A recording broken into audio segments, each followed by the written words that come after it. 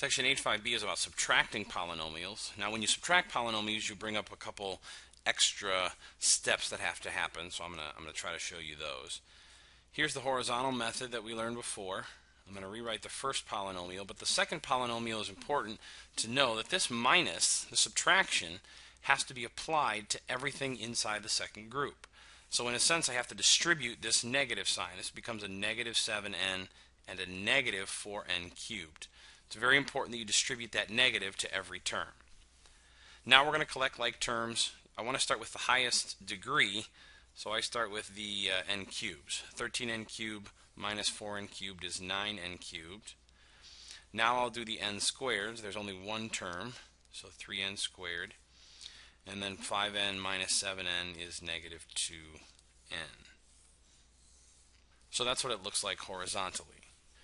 Now when I wrote this one vertically, I did a couple things. First, I rewrote it so that the highest degree was first in the first polynomial, and in the second one I tried to line up the like terms, the cubes here and the n's here.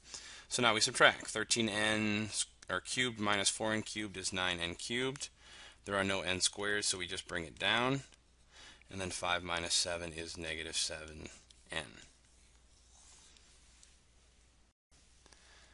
Here's another example of subtracting polynomials.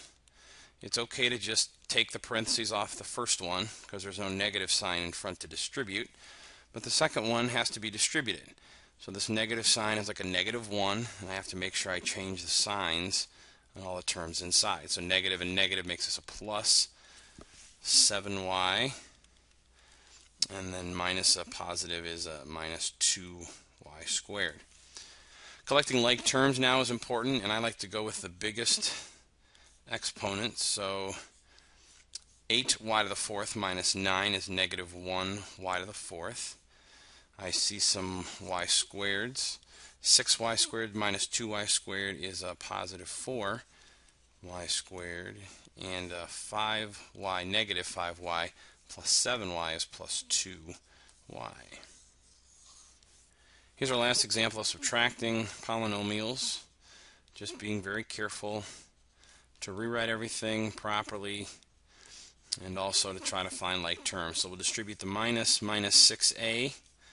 Negative times a negative is a positive 8a squared x, and negative times a positive is a minus 4x.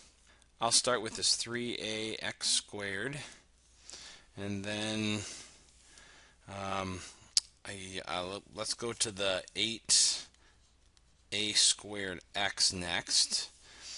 Now I see some like terms of minus 5x and minus 4x to be a minus 9x, and then a minus 3a minus 6a to be a minus 9a.